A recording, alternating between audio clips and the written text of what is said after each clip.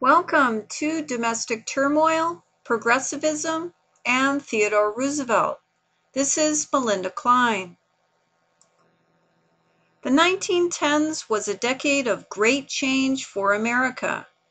It was during this decade that the United States was first considered a world leader. Many of the issues of 1910 are ones we face today, including the escalation of immigration and poverty, labor and monopoly battles, work safety and child labor practices. World War I, the first war to end all wars, raged. The 1910s were the decade America came of age. As early as the 17th century, Puritan Americans worried about how to do good in a sinful world. John Winthrop sought to set up a city upon a hill in Massachusetts, a model community of righteous living for the rest of the world to imitate. That wish, reaffirmed during the American Revolution, became a permanent goal of American policy towards the outside world. In the 1890s, African Americans in the South experienced an ever-tightening life of segregation, and the state and federal courts seemed unresponsive to their claims of political and social equality. Booker T. Washington was one such spokesperson against segregation who argued that African Americans needed to come to realize that to improve their condition, they had to be diligent in their work and strive for personal development through education to succeed.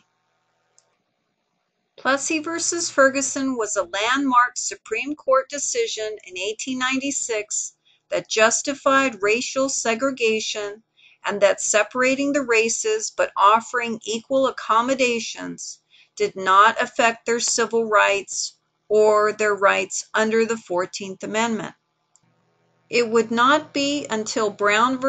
the Board of Education that Plessy v. Ferguson would be overturned by 1954, almost 100 years after the American Civil War. The sinking of the USS Maine in Havana Harbor was a climax in pre-war tensions between the United States and Spain.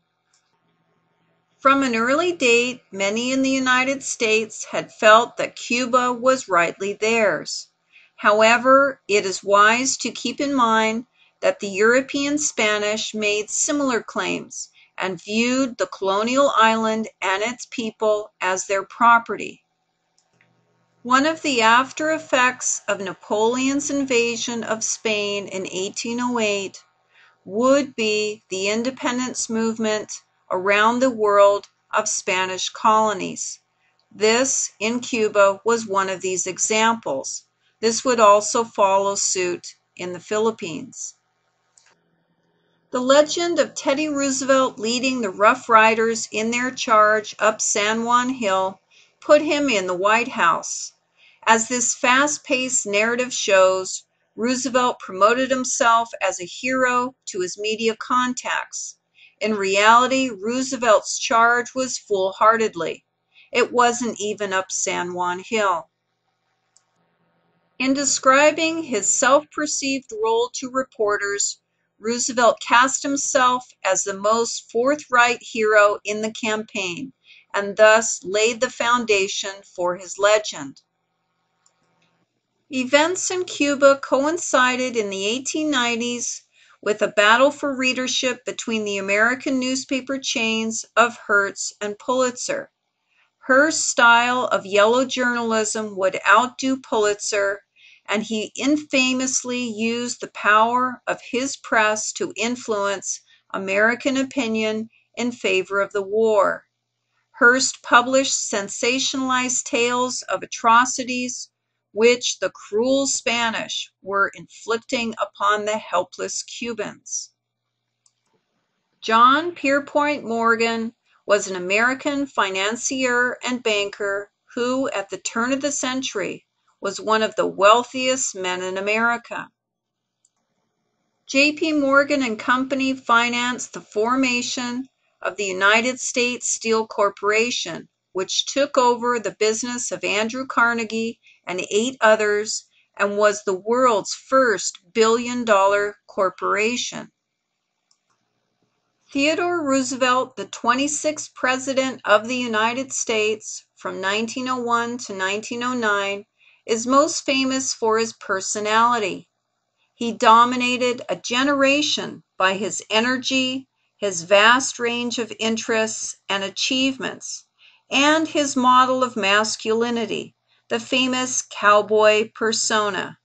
I have to admit here, yes, me too, he's one of my definite favorite presidents. Roosevelt's administration was marked by an active approach to foreign policy. Roosevelt saw it as a duty of more developed, civilized nations to help the underdeveloped, uncivilized world move forward. In Cuba, the Philippines, Puerto Rico, and the Panama Canal, he subsidized medical costs to eradicate yellow fever. Roosevelt was a progressive reformer. He distrusted wealthy businessmen and as a trust buster broke up numerous corporations. He stood for the average citizen. He wanted regulation of railroad rates, pure foods, and drugs. As an outdoorsman, he promoted conservation. He emphasized efficient use also of natural resources. Roosevelt's most famous foreign policy initiative would be the Panama Canal, shortening the route for freighters between San Francisco and New York by 8,000 miles.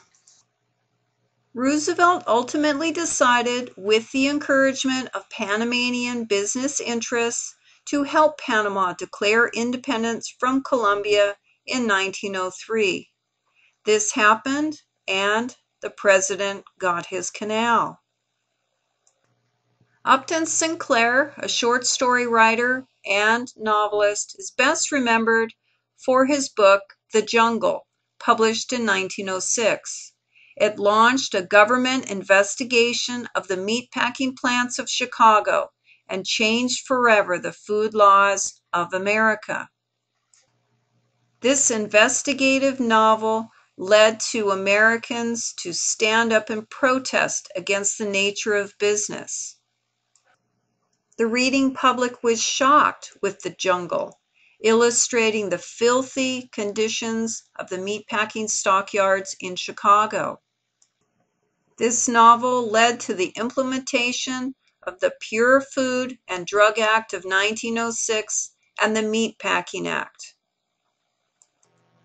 The millions of immigrants that arrived in America between the 1820s and the 1920s changed the face of the nation.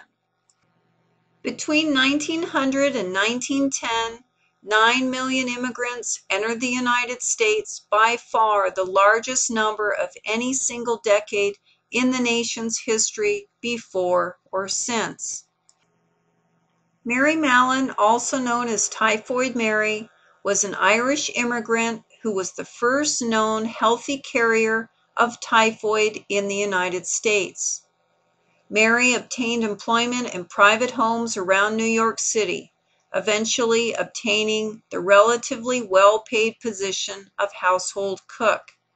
It would not be until 1948 when an effective antibiotic against typhoid fever was found. President Taft did not live up to expectations. He lost the support of antitrust reformers, of big business, and, most of all, of Roosevelt, who felt humiliated by his prodigy.